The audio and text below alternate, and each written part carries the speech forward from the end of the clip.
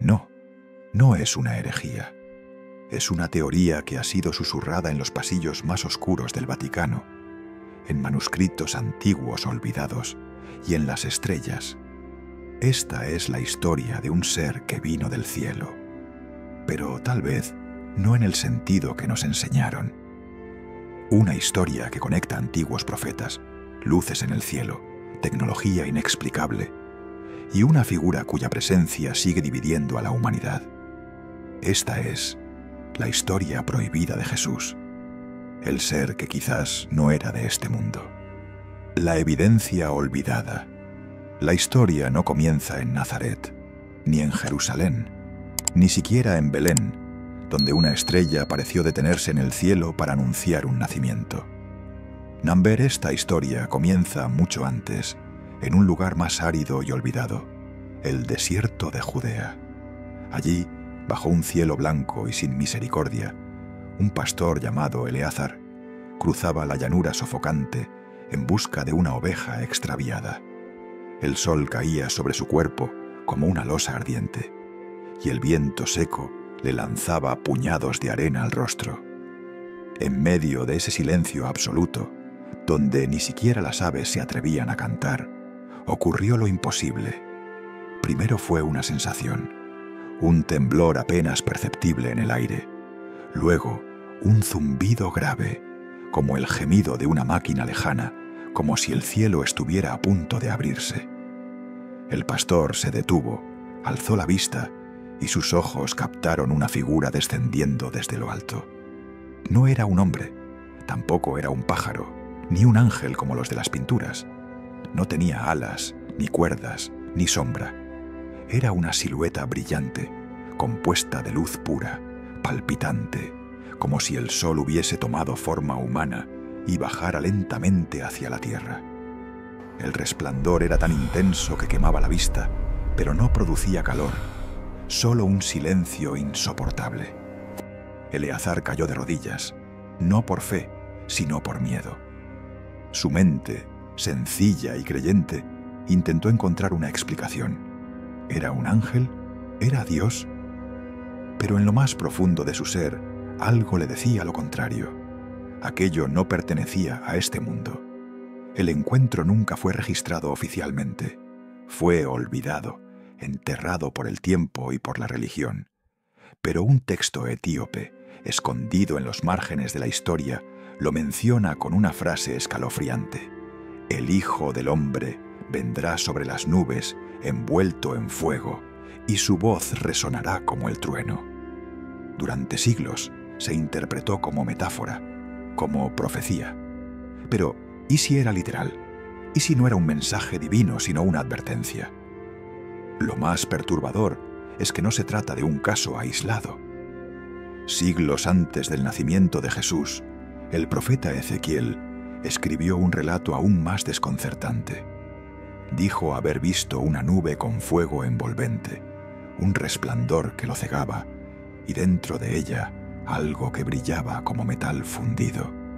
Dijo haber visto ruedas dentro de ruedas, moviéndose sin girar, acompañadas de seres con múltiples rostros y ojos por todas partes. Durante mucho tiempo se pensó que Ezequiel hablaba en lenguaje místico, pero al observar su descripción con ojos modernos, las imágenes cambian. Las ruedas dentro de ruedas suenan más como un sistema de propulsión avanzada, el fuego envolvente como energía o escape térmico, los seres brillantes como figuras humanoides con trajes, luces o tecnología. Eleazar y Ezequiel, dos hombres separados por siglos, por culturas distintas, y sin embargo vieron lo mismo, una presencia que descendía del cielo, incomprensible, brillante, imposible de clasificar. ¿Eran testigos de una manifestación divina? ¿O describieron, sin saberlo, una tecnología que ni siquiera hoy podemos comprender del todo? Tal vez aquello que creímos durante siglos que era símbolo, era en realidad testimonio, una señal no de los cielos celestiales, sino de otros cielos, más lejanos, más reales, más inquietantes. El niño extraño de Nazaret María, una joven virgen, recibe la visita de un ángel. Pero en los textos apócrifos, el ángel no se presenta como una figura alada, sino como un ser brillante, envuelto en fuego y metal, cuya voz retumbaba como una tormenta. Y entonces sucede algo desconcertante. María queda embarazada sin contacto físico. La narración oficial dice que fue obra del Espíritu Santo, pero algunas interpretaciones modernas lo comparan con las abducciones contemporáneas, inseminación artificial, manipulación genética, selección de linajes. Jesús nace y desde muy pequeño muestra señales de algo anormal. Sabiduría imposible, conocimiento del pasado y del futuro, y un aura que desconcertaba incluso a los ancianos del templo. A los 12 años, discute de tú a tú con los sabios del templo, y luego desaparece durante casi 2 décadas. Años completamente perdidos. ¿Dónde estuvo? ¿Con quién?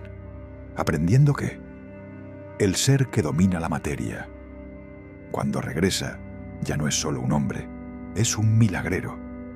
Pero sus milagros no eran mágicos, parecían manipulación avanzada de la materia.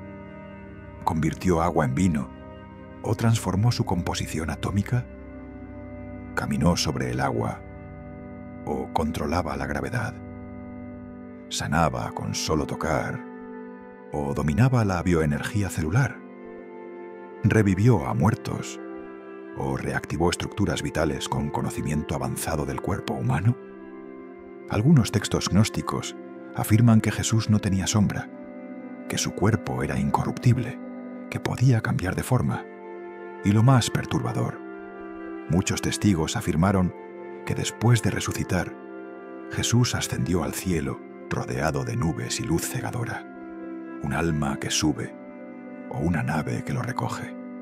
Conexiones con los antiguos, a través de los siglos, en distintas culturas, separados por océanos, lenguas y creencias. Hay un eco, una figura que se repite. A veces lo llaman Dios, otras maestro. A veces viene del cielo en fuego, otras entre nubes, pero siempre desciende, siempre enseña y luego promete volver. Los antiguos sumerios fueron los primeros en dejar registro escrito de sus dioses.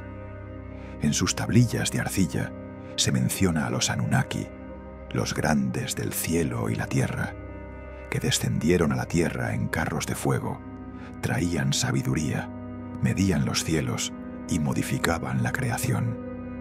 No eran meros espíritus, eran entidades físicas, poderosas, que caminaban entre los hombres. En Mesoamérica, los mayas hablaron de Kukulcán, el ser emplumado, que vino de las estrellas, enseñó agricultura, astronomía, medicina, y luego partió, prometiendo regresar desde el mar, envuelto en luz. En los Andes, los incas adoraban a Viracocha, otro dios barbado que llegó por mar, cubierto de resplandor, y desapareció rumbo al cielo. Curiosamente, todos estos seres eran descritos con características similares: piel clara, barba, sabiduría sobrehumana y la constante conexión con el cielo.